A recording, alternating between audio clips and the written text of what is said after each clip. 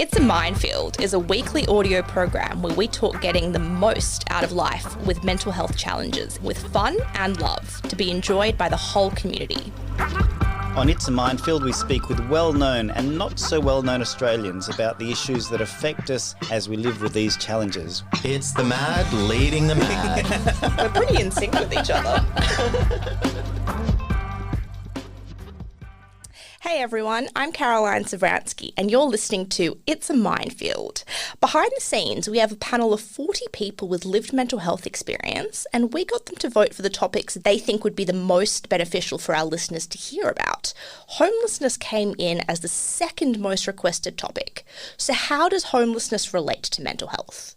Today we have special guest Pam Barker, who is CEO of Yfoundations, which is the peak body representing youth homelessness organisations and young people in New South Wales. Welcome, Pam, and thank you so much for joining us. Thanks for having me. Can you tell us a bit about Yfoundations? Yeah, Yfoundations is the peak body for youth homelessness for New South Wales. We also have a voice nationally on the topic. And we support services who currently provide services in the homelessness space to young people who are currently at risk or have exited the homelessness system. And we also have a very strong youth advisory council that we get all of our lived experience knowledge from in regards to homelessness, and that helps us advocate for policy reform, educate ministers, and also help support the service or improving service provision across our state and the sector. We started off as an activist organisation. We've had homelessness refuges, we've helped provide housing to young people, and today we are an advocacy and support organisation. Why do you think there is such a strong link between homelessness and people living with mental illness? Great question. For some, it's a very obvious one, and for some people, they don't quite understand the connection between both. But as you can imagine, you live in a home, you have a house over your head, and that brings some type of security or an anchor for you to have somewhere to call your own that is safe and nourishing and you can go back to when things are tough. When you become homeless, you don't have that base, that security to go back to, and you're usually in a borrowed environment. So if you're sleeping on a couch, you don't have that little space, that little piece to call your home. And then if you're living in a crisis refuge or you're living rough, say in a car or sleeping on trains at night time and hanging out in parks in daytime or sleeping on the streets, you definitely don't have that particular space. And that plays a toll on your mental health over time and can really create that feeling of not having that secure foundation. Leading up to becoming homeless, a lot of young people go through a lot of trauma, have experienced things like domestic and family violence, may have been exposed to abuse by their caregivers for some time, and that's led to homelessness being the next issue that they've had to confront. So you can imagine that trauma or that disconnection, that upheaval in your life obviously creates stress and anxiety and overwhelm, and would play on your mental health. You know, it may have not been the one thing that's caused the mental ill health, but it's caused a bit of a rockiness. And then you become homeless. It's sort of a double whammy. And that in itself, if you're not feeling out of sorts or unwell mentally, can really be the thing that causes you to feel unwell, be overwhelmed, anxious, worried, depressed. So that mental ill health of young people are experiencing can definitely come from a series of events that leads to homelessness. And then obviously how often those experiences occur and for how long can really determine how permanent that mental ill health experience becomes, or how long you suffer from that illness. Like a physical illness, mental health can be very similar. And a lot of people live with it, and a lot of people become unwell because they experience adverse situations. And you mentioned, youth experiencing abuse at home. And I was reading up, and some statistics show that domestic violence is the leading cause of homelessness in Australia. What's been your experience with this? There's two leading causes of homelessness. One of them is domestic and family violence. So it's not always partner to partner, it's parent to child or sibling to sibling. That's domestic and family violence. That is one of the top. The other one is lack of affordable housing. So either it's happened to the parents, the family have experienced that housing insecurity, or it's that young person unable, Carolyn, to access affordable housing to create that stable home. But domestic and family violence is one of the main, and what we see a lot of, in particular in young male identified humans being homeless, is that the parent, most stereotypically it is the woman, the mum, flees the domestic and family violence situation. And if you're a young man, not all services are equipped to support the family unit of mum, 2 kids, and one of the kids identifying as male. So we see a lot of young people become homeless due to that. And I guess that's why there's a lot of those new initiatives where it's stay home, leave violence, where the perpetrator leaves. The classic models mean that young people and the parent needs to flee, and then an instance of homelessness occurs, or the young person has enough and they flee. They usually call to family or friends for help, but under the circumstance, that is not always a viable option, and they end up in a homeless shelter. Do you feel if there was better mental health support infrastructure, we would see less homelessness in Australia? Of course. My background's mental health. It is one of the biggest passions of mine. I've worked in youth mental health, in particular LGBTIQ youth mental health, for some time. And one thing we know is accessibility to appropriate, affirming and safe mental health support can make a huge difference for young people. And quality care, accessing quality, affordable care. If you see a psychologist, even under a mental health care plan, there's still a gap, and that needs to be paid for. I believe as a society, if we invested a lot more in prevention and intervention, we would probably see less families homeless. We'd probably see less young people homeless, because what happens is, if even perpetrators of violence, if the issues can be identified early and a prevention be provided, an intervention, support be provided, and that trajectory of that person's life can be changed, ultimately how they influence other people and the environments they create are changed, right? Investing in people's health, well-being and mental health, both in an intervention and prevention piece, would see a huge change in the experiences that young people face, and perhaps how much intervention has to happen down the line, or how much crisis has to occur.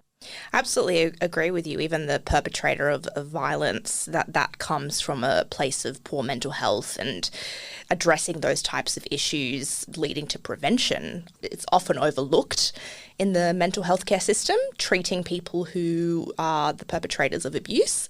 But you make a good point in, dealing with that. Is that something Yfoundation does, sort of the holistic approach to finding people homes and safe spaces?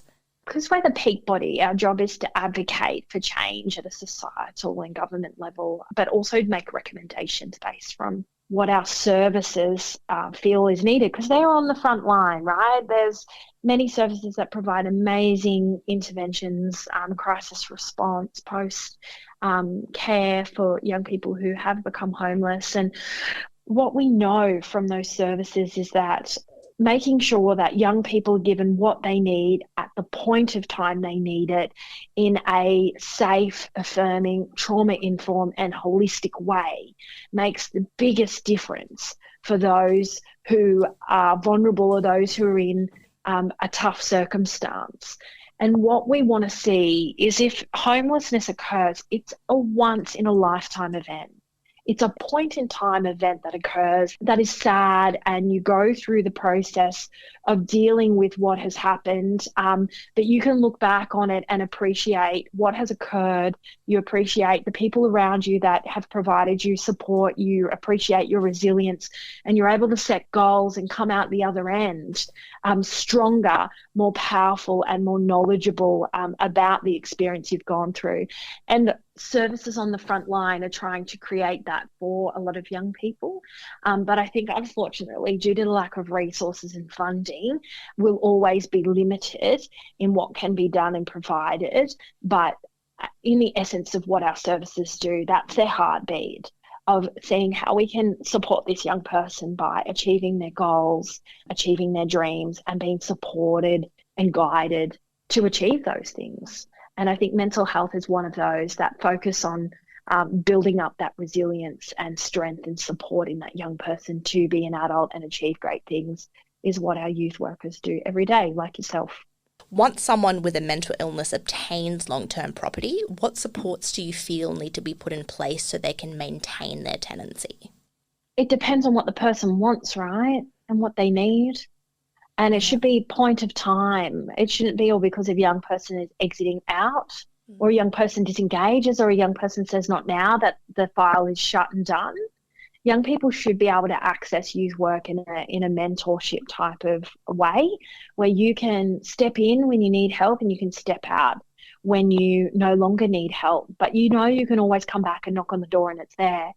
One of our young people of our Youth Advisory Council speaks quite openly about their housing stress that they've gone through and their struggle to stay okay through it all, all because you leave the youth homelessness system and go into that secure housing. It doesn't mean it's permanently secure for forever.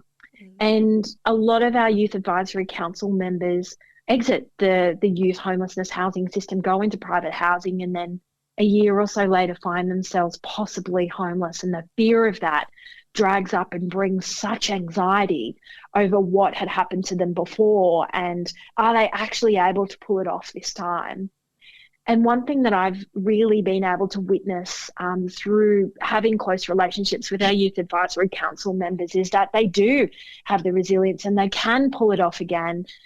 It doesn't take away from the fact that it's scary, overwhelming, and it plays on your mental health at that time. Through watching these experiences and having conversations with our young people, some of the things that they say is, I just wish there was someone who could support me. I wish I could go back and knock on that youth worker's door and say, hey, can you just help me with this? Can you help me navigate this? Where do I get food vouchers from? Because I'm saving up for my bond I'm going to have to pay in a month's time. And if I can decrease my food costs, then I might be able to scrape enough together to pay for my bond when I've got to move again. What young people tell us is they would like support in a less rigid way, in a way you can tap in and you can step out and you just know that person's at the end of the string, that lifeline's still there, even if you haven't had a contact with that person for a couple of months. Do you feel there are enough of these types of supports in Australia? No, there isn't. Our youth work system isn't always necessarily designed that way. We have an initiative called the Premier's Youth Initiative for kids in out-of-home care, and it supports them transitioning out of care into independent living and provides the supports that would hopefully bridge the gap and allow young people to exit care successfully. Some stuff that's come through that is that young people do want to be able to put their support on hold and come back to it if now's not the right time. So while we have some models that do exist, we're still not hitting the mark. And even a model like that, we're trying to look at it and how young people can tap in and tap out at any time. But I guess the thing with this is everything is outcomes driven, everything is money driven and resource driven. So as long as we are under resourced and underfunded in a lot of these initiatives, we'll continue to see young people not being supported in the way they need. Unfortunately, it's part of the cycle that does exist, but there are a lot of youth services that are trying to drive these type of programs and mentor young people to live successful adult lives. It's interesting that you say check in, every few months as needed. Part of the service that my organisation provides is we do provide like in-home care once people have moved out and got stable accommodation that we've helped them get. But there's sort of like rules that they do have to engage with us once a week. Otherwise, we do have to exit them. And of course, young people have their ups and downs. So if they don't engage for a while, we have to unfortunately, exit them from the service, which then leaves them high and dry in their new place.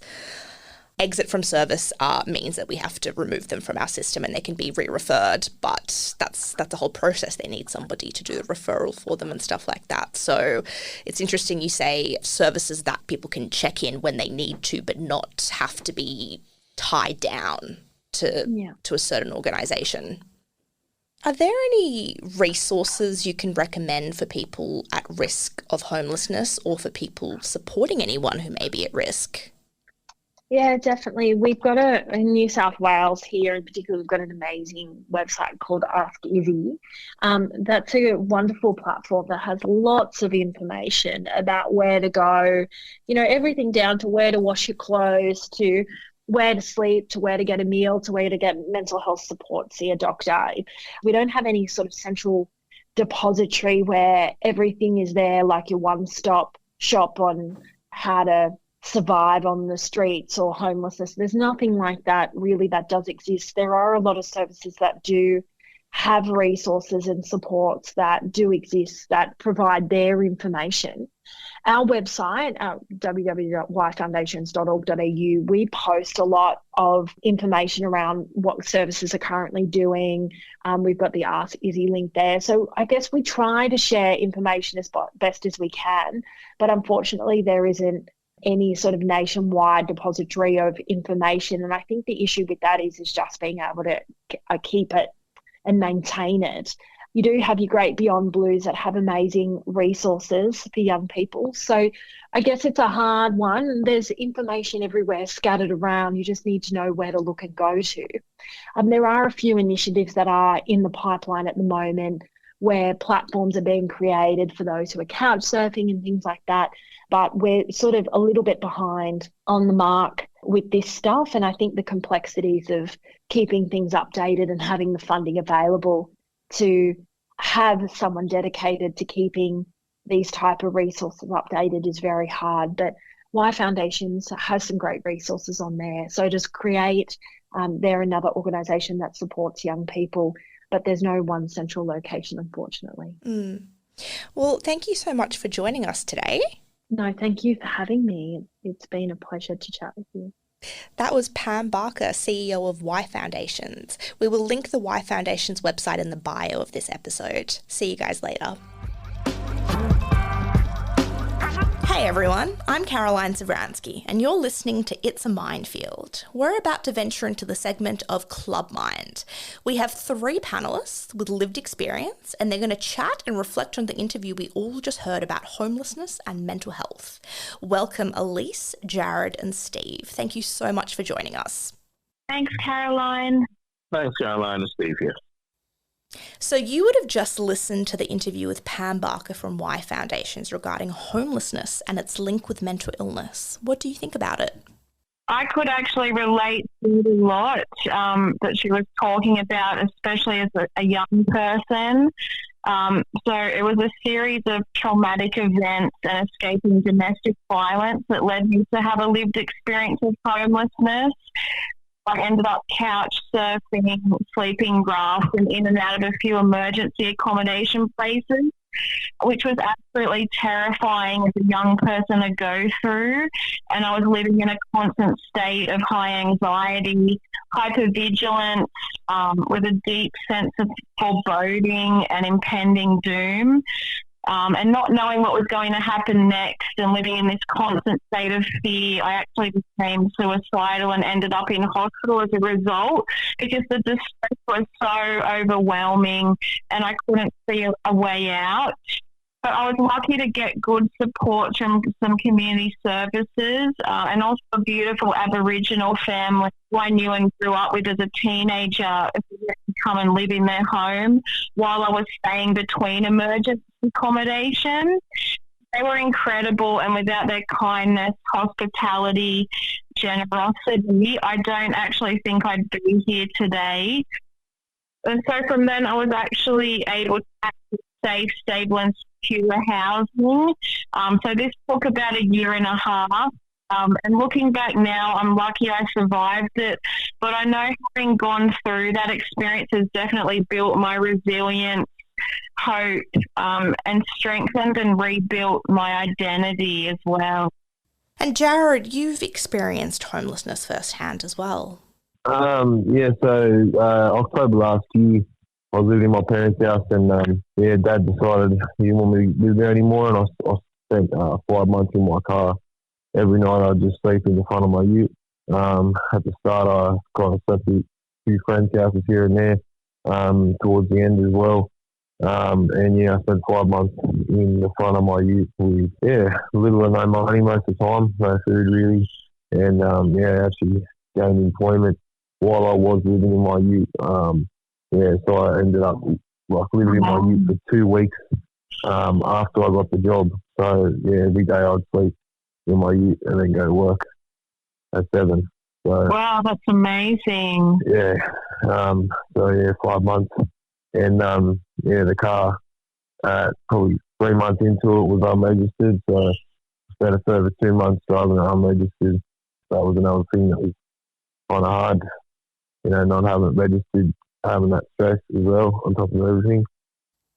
Jared, if you don't mind me asking, how did you end up in the scenario of homelessness? So my dad's a daily drinker, drinks every day. Kind of like from a young age, I've seen it. Just being my mum, me and my sister, kind of always getting yelled at and stuff like that. I'm at an age now where I don't really appreciate it and don't really play into it. So yeah, I kind of wanted to stick up for what I thought was right. Dad don't like that, so I ended up out of the home because of my personal, thing against my dad. Yeah, it's just been an ongoing thing. Pam spoke about sort of like a chicken versus egg scenario, what came first, where sometimes mental illness leads to homelessness or homelessness leads to mental illness. What's your opinion of that? I might speak to that a little bit because both my experiences of homelessness were related to, I would say, probably directly related to my mental health state. The first time was when I was a bit younger, when I was living in Victoria, and I happened to get unwell. And because I was unwell, I was in hospital and obviously wasn't really paying the rent where I was staying. So basically, I got evicted and was on the streets for about 3 or 4 months.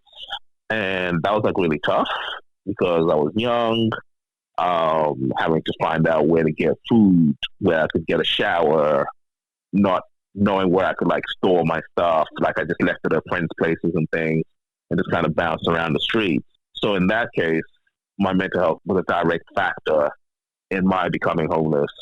The second time was also similar. I was actually living in a pretty nice place in Sydney, actually, the Peak above Haymarket, but I didn't especially get along with the guy who was in charge of the community strata, like of the people that lived there. And they kind of took the excuse of me being bipolar to write to my, real estate agents and got them to basically kick me out while I had another hospitalization. So again, I ended up being on the streets of Sydney for about 3 to 5 months. And in that case, I was staying around Darlinghurst. I could just take trains. Again, I had to figure out where I could get showers, that sort of stuff. But both times were in context of being unwell, in between hospitalizations, that sort of stuff. So when you have mental health challenges, I think sometimes that just puts you a little bit more at the mercy of the system because you're not always able to make appropriate decisions that you would when you're well, and you're more likely to lose accommodation or where you're living, end up having to do it tough for a while.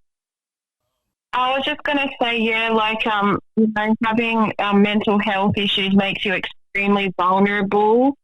It can be the thing that, tips everything over the edge.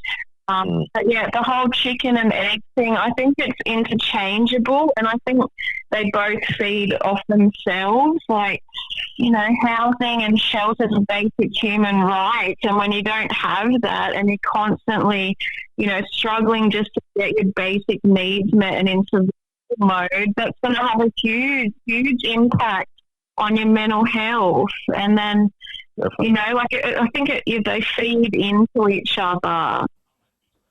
When you apply for tenancy, would you reveal your mental health status? Do you feel like you need to conceal that?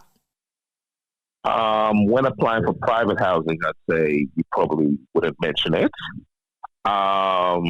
most of the time. You wouldn't. Can you just elaborate that you wouldn't mention your mental health status?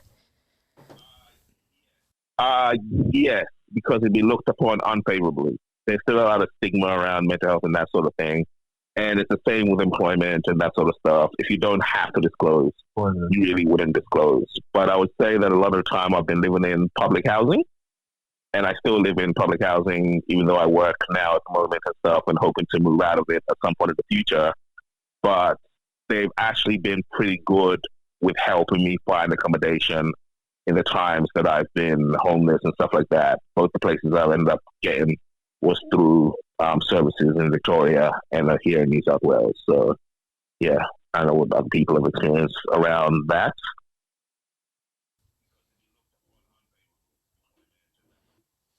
Pam spoke about domestic and family violence being one of the lead causes of homelessness. Jared, what's your opinion and experience with that? Mm. Oh. Yeah, definitely. So if there wasn't much problems in the household all the time, I think I would have had to deal with all this. Office do it itself. It's just been me. So I mean, it wasn't. The alcohol. Yeah, I think that for me having to go and stuff like that for 5 months. First time it's happened. Yeah, so I've had a few times like that. Like 5 months. Yeah, ongoing. I think that's the first time it's ever been like that for 5 months. But yeah, domestic violence is breakdown of the family home, you know, family dynamic, and then eventually kind of stuff happens. So, definitely.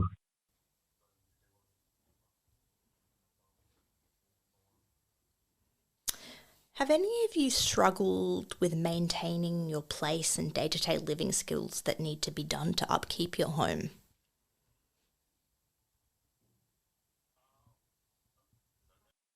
Okay. I would say that there have been times, especially when I come out of hospital and things, and because I'm fine disclosing that I've got bipolar. And sometimes when you're manic, that's when I go into hospital. When I come out, I end up kind of going into depression, and sometimes I would find it hard to do ADLs, which are termed in the medical terms activities of daily living and stuff.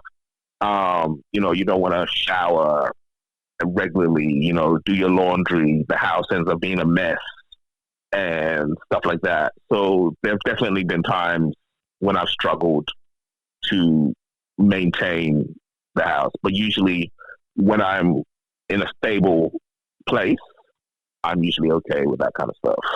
Although, like, I'm naturally messy. My wife complains about that all the time.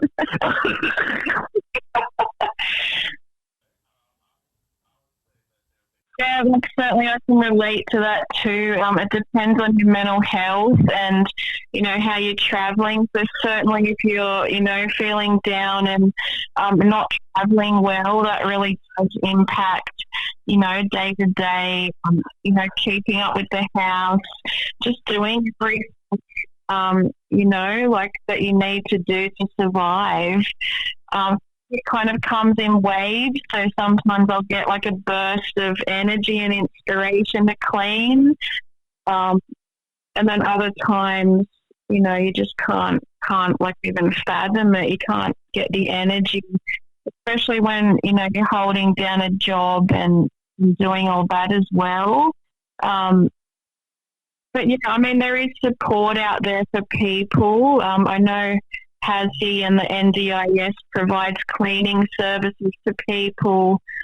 So yeah, there is support out there if people need it. But I find that I feel so much better when I'm on top of all the chores and when I've got rid of the clutter and I've got a clean space. So I try and really stay on top of it and you know, clean as I go, so that it's not this overwhelming, huge, like, ordeal. So, but yeah, it can be a challenge if you are struggling mentally. Yeah. There's that meme that says, sex is great, but have you ever done a deep clean of your apartment after coming out of a depression episode?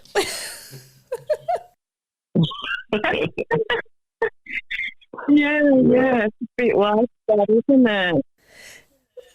Yeah, after piling up the dishes and the laundry and everything, and then the cloud lifts and suddenly you do this amazing deep clean, and it's a blissful moment.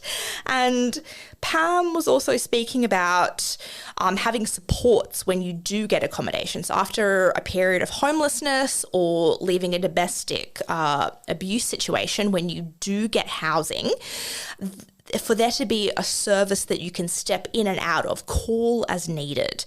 What's your experience with that? Or should I say, do you guys wish that there was a service that you could check in with every now and then when things weren't going so well to maintain your tenancy? Yeah, that would have been great. It would have been really helpful. I went through the system, maybe 13 years ago, so there was nothing really available like that. There was just kind of, when I was discharged from hospital, there'd be follow-up from those staff, but with housing, they only kind of do planned routine inspections and check smoke alarms and stuff, so there's not that real ongoing support. I think they want people to live as independently in the community as possible, but certainly I know people who are linked in with the NDIS and other community services who do, receive that more intensive support. So it is out there for people, but, going through an old school system all those years ago, there wasn't really that support at all. So it's a lot better now. There's more access, there's more availability. But yeah, I guess you've just got to know where to look, don't you? Because there's so many services that open up and close down, and yeah, it's you just really got to navigate your way around it. I've basically navigated the public health system pretty much for the last 13, 15 years.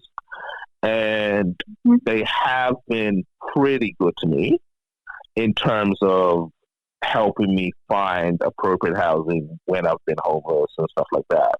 Sometimes it took them a little while, and I had to decline a couple of offers because they were like either places that were like drug infested or, just the wrong type of neighborhood and things. But, I'm in a pretty decent neighborhood in like Redfern at the moment. But as Elise says, once you're in a place, you're kind of good, but they don't come around that often. They do their annual checks. But for example, I'm literally painting my place myself this weekend while I've got downtime, just because it hasn't been done in like 8 to 10 years. So, you got to like do stuff like that just for your own well-being. But in emergency situations, I found that they're all right, but I haven't had much experience with like ongoing help around tenancy in case you're unwell or anything like that. Yeah, and I guess it also depends on your lease term as well. So there's all different, types of leases. So there's a 6 to 12 month probationary lease, and then there's 2 years, and there's 5 years, and there's 10 years. And then there's also the old school continuous lease where people, I think if they were granted housing before 2007 or 2005, they were basically given the property for life. And it's the case now, unless you are really, really disadvantaged and can prove that you do have this ongoing lifetime need for housing. So you do have to have like a lease review, and they have to look at your income and your needs and disability access support and all that. So it's not 100% secure as people think. Yeah. Yeah. Jared, do you have secure housing at the moment? Yeah. So I didn't find housing at all helpful. Like my dad actually works for the housing building in Wollongong. So when I went in there, it was quite difficult. And then they actually didn't help me at all, really. They got me, I think, 3 or 4 days emergency housing. And then because of COVID, they said it was a phone interview. And then I got cut off that day for back in my car. And yeah, it was just, then I had another 2 days. But other than that, there was no help the whole way through. I slept in my car for that exact reason. So I got it through gaining employment and then paying $400 a fortnight. Not any assistance from them whatsoever. I'm about to wrap it up, guys. Do you have any last comments to make on homelessness and mental health?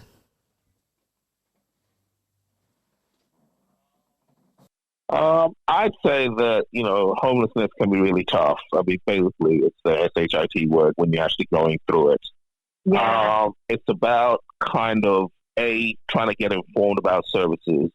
Because even though they are out there, there's bridging housing, think like those kind of housing companies. There's sometimes for some people, I found that public housing kind of works because I had a decent relationship with them.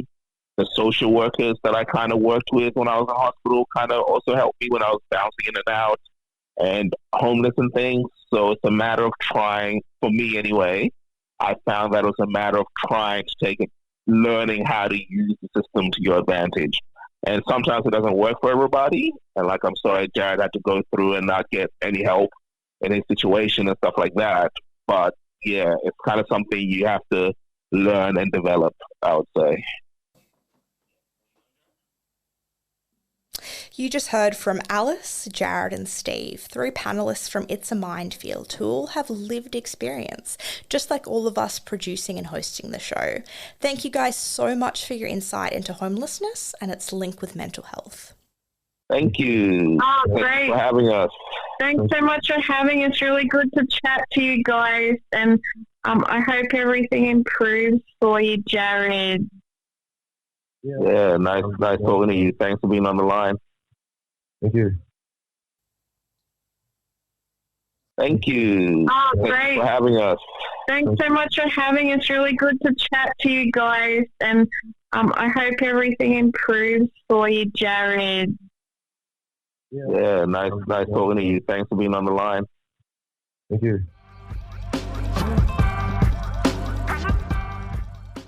Hey there, folks. I'm Chris Jager, and in today's episode of Out of the Box, we're going to be talking with Kylie Maslen, a writer and critic who lives in Adelaide on Kaurna Country.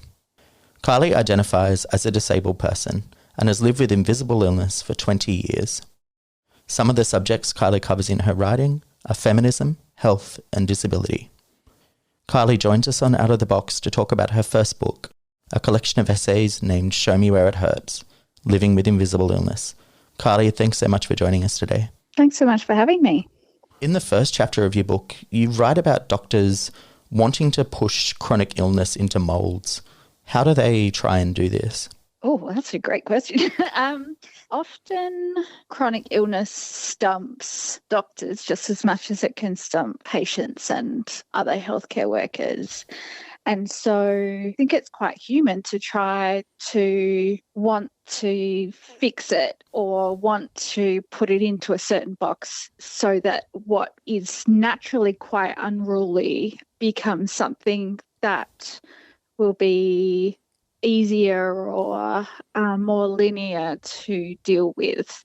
But when we look at chronic illness, it's not as simple as taking antibiotics and getting better or going through a lengthy specialised treatment and then getting better. It often requires a number of practitioners working together holistically.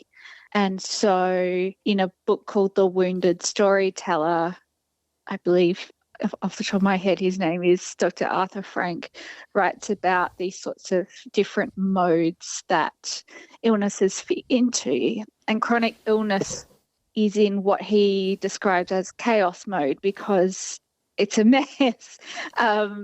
It's hard to treat, it's hard to define, and it takes, a whole team worth of medical professionals to be able to work alongside the patient to deal with it. So in my case, I have 8 people on my team, and actually, as of this morning, I have 9 people now on my team, who obviously I don't see them all the time, but they all kind of communicate with each other and through my GP, and particularly because my mental illnesses are comorbid with my physical illness, it really requires that kind of approach. Yeah. And I guess that kind of approach, it sounds like you've got a strong network of people working to support you. But how long did it take for you to get that network of people established and to build those good relationships? Because somebody starting out experiencing chronic pain would have to go through, no doubt, what you've gone through and set all that up. Yeah, it took more than 20 years to get that too. So my physical symptoms started when I was 13. I had really bad periods, and menstrual health was evident immediately that something was wrong. And then I got diagnosed with endometriosis at 27 and had a great specialist then, but then she retired, and so I kind of had to go through a whole process again. So the current team I started working with when I was 35, I think, and I'm 38 now. And I'm so fortunate to live where I do, which just happens to be one of the best places for endometriosis care in Australia. Wow. It takes a really long time. And even then, I had to go to emergency recently, and the emergency doctor was really condescending. So these interactions happen all the time where you're questioned and disbelieved and have to really strongly advocate for yourself in order to receive what should just be basic care. And it happens not just with my illnesses, but across the board with plenty of chronic illnesses. There's also a gendered component to that as well, but anyone with chronic illness will have experiences that I'm sure if we sat alongside having a couple, we could relate to. One of the bits in your book that stood out to me the most actually was what you were saying before about the generations of women being told to keep quiet about their mental and physical pain and to suffer in silence. What's it like experiencing pain and also writing about your pain with these systematic barriers and attitudes in place? Living with it is really awful. And it's really contributed to my medical trauma and fed into some of my other complex mental illness issues, because, when you've been told so many times that it's all in your head, it really messes with you. And, there's been generations before me who, have had to fight their way through this type of pain with little to no care. A public example is Marilyn Monroe died of an overdose of painkillers, which they now think was tied to her having endometriosis. Huh? Yeah. I think that sort of public consciousness has got to a point where, I'm in the elder millennial age bracket, but my generation and those coming after me, we just kind of reached a point where we just had to, it couldn't happen anymore. There's just something had to be done.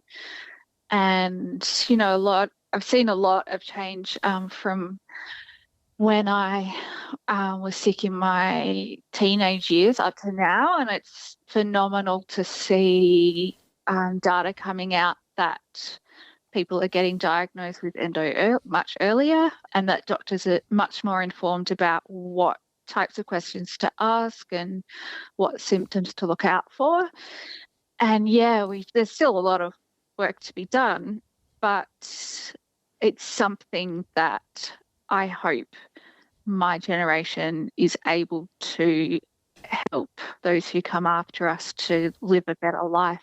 I definitely hope that people in the generations after you, do live a better life and have things like endometriosis understood and diagnosed quicker. I guess and I think it's also the support around it as well. So not just being diagnosed and having the surgery, but having the allied health around it. So, I see a physio, a dietitian, pain specialist, and a health psychologist has been incredibly helpful for me as well. So not just the diagnosis, but the care that rolls out around that as well. So the support that's there to manage the diagnosis and to be able to live with the diagnosis. Mm. Yeah, and I guess because there's no cure at the moment, and there's still a lot of questions that we don't know about the disease. So there's still a long way to go. Yeah. And I guess how have you found writing about the disease and writing about your struggles has fought back against this suffering and silence kind of notion? And really you've been one of the people to speak out about physical and mental health. Yeah, in some ways it's been really difficult in that I've had to really kind of go back through some of those traumatizing experiences in order to be able to write them. But in lots of ways, it's been quite freeing in that it's helped me feel kind of useful, or to put all of the stuff that I've gone through put to use rather than just, difficult stuff that's happened in my life. Mm-hmm. And I got to a point where I've said this a few times, but I'm not able to be a politician. I would never want to be. Me neither. I'm not able to be a doctor of any kind, but I can write. And so this is my way of advocating, and being a disability activist is something that is still reasonably new to me, but is a really important part of my life. And that sort of sense of purpose really drives me when things are tough. It kind of has really given me a sense of purpose. Yeah. And do you find readers reaching out to you and relating their own personal struggles and trauma? Yeah, I've got so many really beautiful messages, primarily through Instagram, of people who have read the book and really related to a lot of the stuff, especially the first chapter where I talk about what it's like being ignored and not having the language to use to kind of really give the weight to the pain that you're experiencing. But lots of people have been in touch, and it's been really wonderful. It's been, it's quite heavy because people will share their trauma with you. Yeah. But I feel very honoured that they feel safe doing that with me. I think, I've just shared all of mine with them on the way. But I think anything that helps to connect people, and I wanted to write the book to people who were like me, who felt really lonely and really isolated by their illnesses, and having people reach out means that they at least have felt that one person understands, and hopefully from there they can help find a community of people which is growing further and further by the day, because I think the communities around chronic and mental illness are essential. Yeah. No, they definitely are. One of my favourite bits in the book was you talking about memes and social media being a way to communicate around chronic illness and to build community. Yeah, and I think that's why so many people have connected through Instagram. It's because we as people with chronic illness are often looking for visual representations of how we're feeling, because it's so difficult to put into words, but sometimes images kind of break through those barriers. So there are lots of accounts, meme accounts on Instagram for chronic illness and for mental illness and a whole bunch of things that are really incredible at, just kind of, I know that for myself, when I've been in pain, in the middle of the night, and I'm just, doom scrolling. Yeah. Those occasionally, like, something will pop up and it will really soothe me during that time. And friends of mine who also have chronic illnesses, a lot of the time we communicate by just sharing images with each other. We know that we don't have to say anything at the same time, that we just feel seen through those images, and we know that they will as well. Yeah, so I think a lot of people who don't have a personal history of chronic and mental illness have been a bit surprised by the use of memes, but I think anyone who has lived experience has kind of understood it almost immediately. Yeah, no, I think memes are really powerful. Like, I'm a member of a small meme community on Facebook, and many of the people like myself have gone through mental and physical illness, and it's such a beautiful way of communicating, and I found it really helpful, particularly during COVID, and also during the really difficult days when I can't really explain what's going wrong, like exactly what you were saying. Yeah, exactly. Yeah, and I guess before we finish up, I wanted to know, like, another favourite part of the book was that you write about representing pain and disability without fetishizing it and turning it into inspiration porn. How do you do that? It's a big question. Yeah.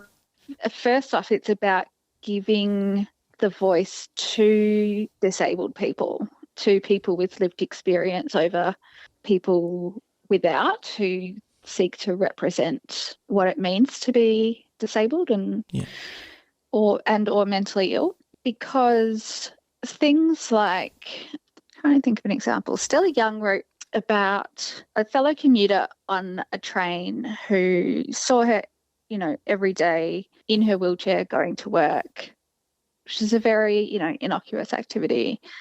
And one day she stopped Stella and said, I just have to say, I see you every day and I think you're an inspiration. Jesus. And Stella was like, dude, I'm just going to work. Exactly. Just doing what, like, a lot of people are doing. Yeah. The fact that we're alive is not an inspiration.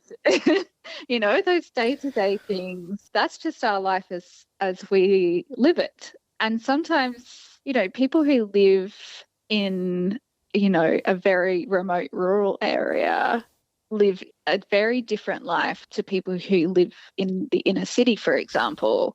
And we don't try to pull that apart in the same way that we do the lives of people with disabilities. So, it's about not kind of putting us up as this great inspiration for leaving the house. And it's about seeing what our lives are like and really thinking about that. And, what would be inspiring would be for people to really see what we go through, and therefore, this isn't really inspiring either, but to see the way we live and to make sure that their spaces are more accessible, and to make sure that the ways that they structure their business is more accessible, and in, a myriad of ways. Really kind of seeing us as a whole person and putting us as a person first rather than our disability, seeing us just through our disability.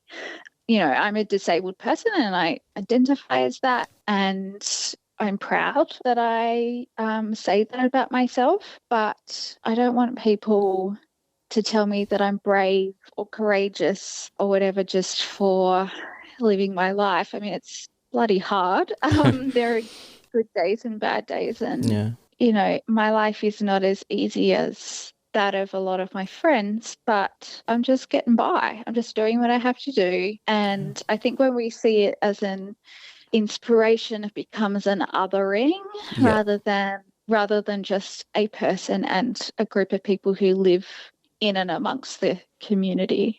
No, I think that's a perfect example and illustration of that. Thank you so much for joining us today, Kylie. I really appreciate it. Oh, it's really lovely talking to you. Thank you.